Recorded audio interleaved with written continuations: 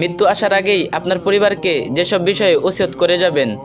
1. আমার মৃত্যুর সংবাদ শুনলে ইন্না লিল্লাহি ওয়া ইন্না ইলাইহি রাজিউন পড়বেন।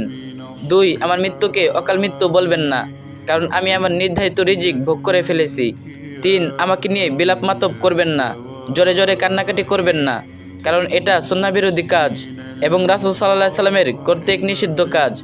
4. আমার মৃত্যুতে 40 কুলখানি মিলাদ করবেন না, কারণ এটা স্পষ্ট বিদআত। 5. যারা আমার মৃত্যুর সংবাদ শুনবেন তারা অবশ্যই আমার জানাজায় অংশগ্রহণ করার চেষ্টা করবেন। 6. আমার লাশ মাহরাম ছাড়া অন্য কাউকে দেখাবেন না। 7. আমার লাশকে সুন্দরভাবে বিশ্বস্ত মানুষ দ্বারা গোসল করানোর ব্যবস্থা করবেন। 8. লাশ দাফনে ইসলামিক রীতিনীতি অবলম্বন করবেন, সমাজের নয়।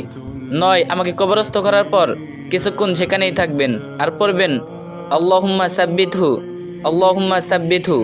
আমার কবরের আযাব লাঘবের জন্য এবং মুনকার নাকিরের প্রশ্নের উত্তর যেন দিতে পারি সেই দোয়া করবেন, আল্লাহুম্মা সাব্বিতহু আলাল ঈমান। 10. আমার হয়ে দান সদকা করবেন। আমার সদকা জারিয়া চালু থাকলে সেটার খবর নেবেন, সেগুলোকে সমুন্নত করার চেষ্টা করবেন। 11. আমার মৃত্যু থেকে এই শিক্ষা নিয়ে ফিরে যাবেন, আপনারও সময় অতি নিকটে।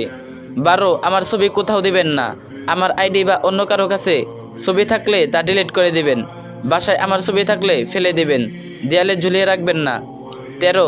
আমার পাওনা আমার পরিবারকে ফিরিয়ে দিবেন, না পারলে আমার জন্য সদকা জারিয়া করবেন, তাও না পারলে আজীবন আমার জন্য দোয়া করবেন, আমি ক্ষমা করে দিব ইনশাল্লাহ। 14. আপনি আমার কাছে কিছু পেয়ে থাকলে আমার জীবিত অবস্থায় আমার কাছে চেয়ে নেবেন, আর যদি মরে যাই পরিবারের কাছে চাইবেন।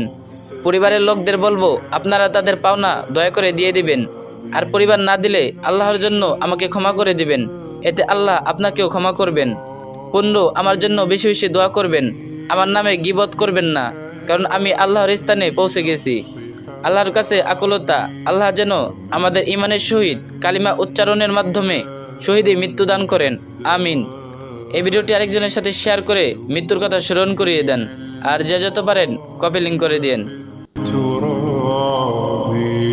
وأعجب من مريد